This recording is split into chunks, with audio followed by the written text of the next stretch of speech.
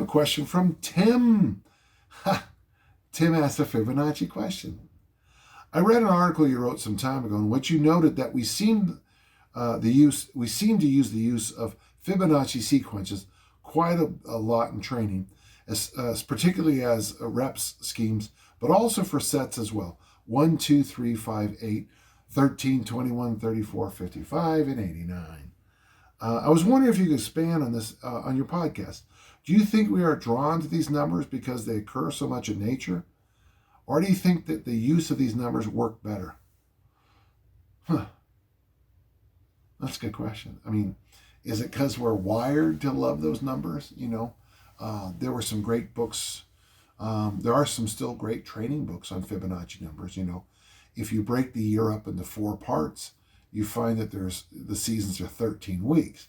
Well, 13 is a Fibonacci number. And just so many of the programs I use, the Big 21, it's 3 days a week. Everything I do is in Fibonacci numbers. I'm so stuck in Fibonacci numbers, I don't think I can see outside of it, Tim. I know it sounds weird, but when you're caught in your own little lane, it's real hard to look around and see what other people are doing.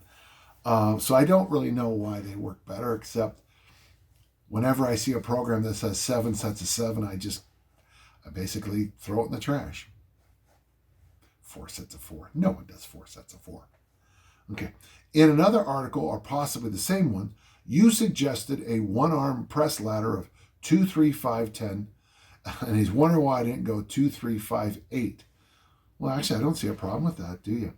The upside of 2, 3, 5, 10, every time you do 2, 3, 5, 10, that's 20 reps. And 20 reps get you to 40 reps, get you to 60, 80, 100. 2, 3, 5, 8 get you to 16 reps. And that mentally doesn't work as well, does it? And I think that's all. And trust me, I actually thought about that before. That hypertrophy workout, that's basically a press workout. The 2, 3, 5, 10, 2, 3, 5, 10, 2, 3, 5, 10. We were doing that to get my shoulders in better shape. I was doing 2, 3, 5, 10 3 times one day a week, 5 times on Wednesday, and 4 times with fairly light loads. And boy, my deltoid just blew up. No, that was just a test.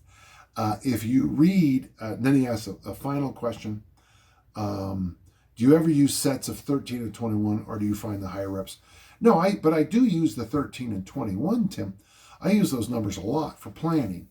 I have a program called the Big 21. I break up the calendar year into 13 weeks. I use them a lot. I do have a program, you'd have to go back into my newsletter, called Get Up. It was probably from 2003, 4, something like that, where I did use 13 reps in workouts. Truth is, anything above 8 to me is high reps. 5, anything above 5 is high reps. But so I don't use them very often.